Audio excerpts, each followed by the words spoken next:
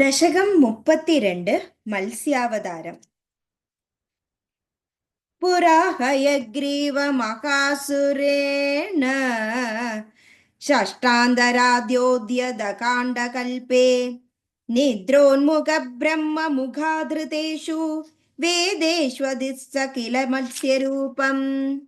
സത്യവ്രതസ്യ ദ്രിമിലാധിഭർത്തുഃ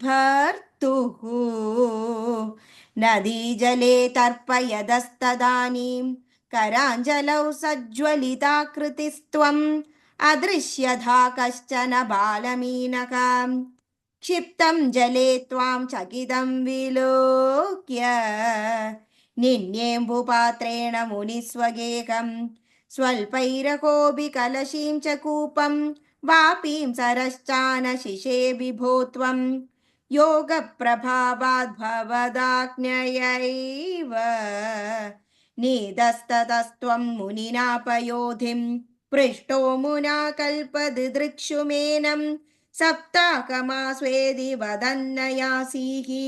प्राप्ते त्वदुक्ते हनिवारिधारा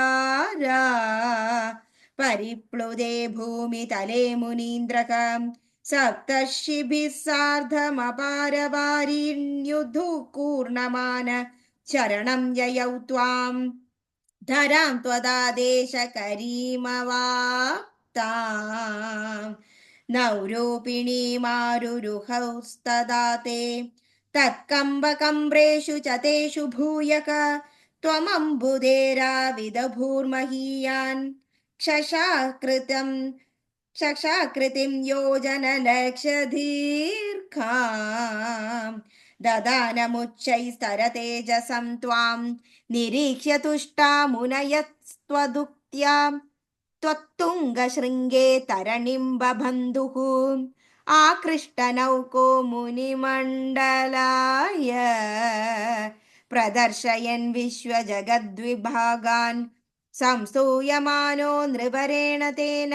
ज्ञानं परं चोपदिशन्नचारीः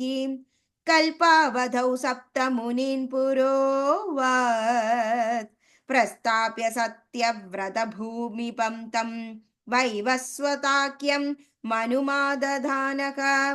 क्रोधादयग्रीवमभिद्रुतो भूः स्वत्तुङ्गशृङ्गक्षदवक्षसां तं निपात्य दैत्यं निगमान् गृहीत्वा विरिञ्जये प्रीतकृदे ददानकं प्रभञ्जनागारपदे प्रपायाकां सर्वत्र गोविन्दनाम संकीर्तनं गोविन्दा गोविन्दा नारायण अखिल गुरो भगवन् नमस्ते।